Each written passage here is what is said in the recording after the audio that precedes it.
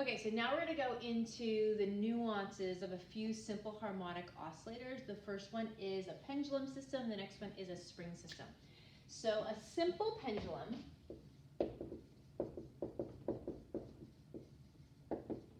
is defined as when you have a pendulum bob that has a pretty massive, where the pendulum's mass is much more significant than the string's mass, okay?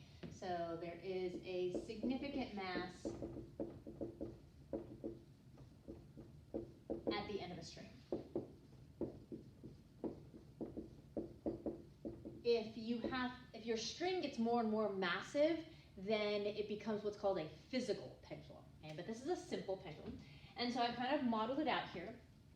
If we think about the forces acting on our simple pendulum, we have tension and we have weight. And in this case, if we break up the weight vector into what's called a Wx and a Wy, at the very peak of the path, at maximum theta value, maximum amplitude, our Wy is equal to our tension, and so it's this Wx that is responsible for kind of causing the object to move. Okay? It's the force that is causing the object to accelerate. Okay?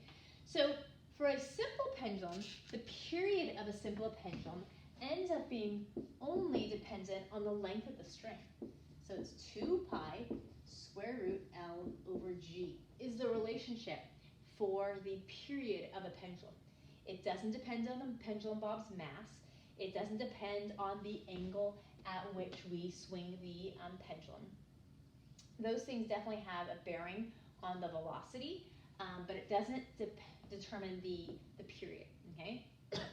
If we think about the energy of this system,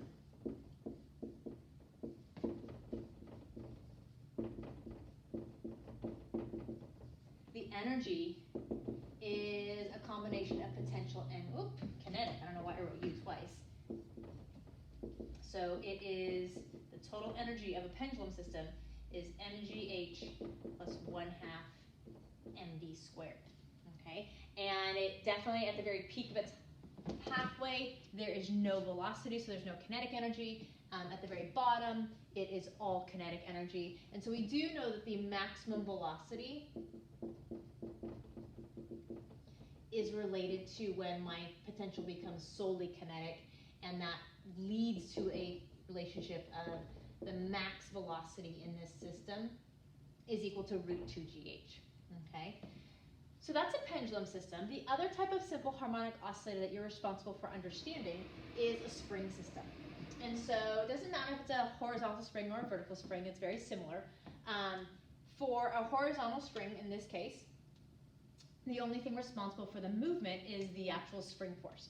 So in the case where I stretch out my block beyond, let me just write this, spring system, spring oscillator.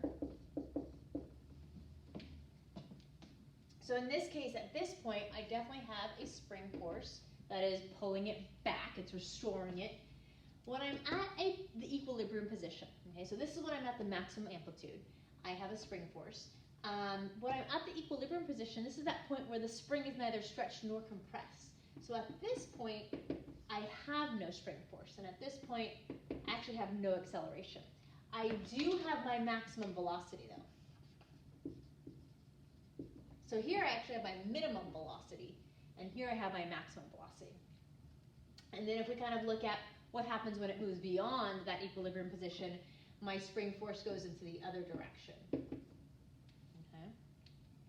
So for my spring oscillator, the period of my spring oscillator depends on 2 pi root m over k.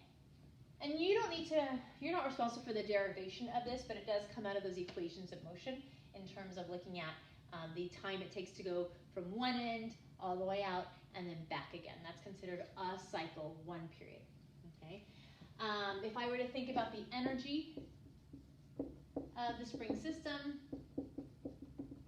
in this case, there's no gravitational potential. It is just a combination of spring energy and kinetic energy. And in this case, for my maximum velocity, that is when my spring energy becomes solely kinetic energy. So my spring energy here becomes all kinetic energy here.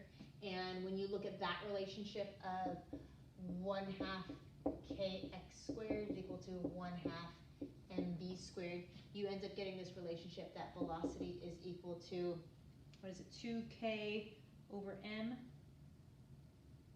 Oh no, it's not. It's 2, no, that's 1/2 cancels. It's kx squared over m is my max velocity for my oscillator.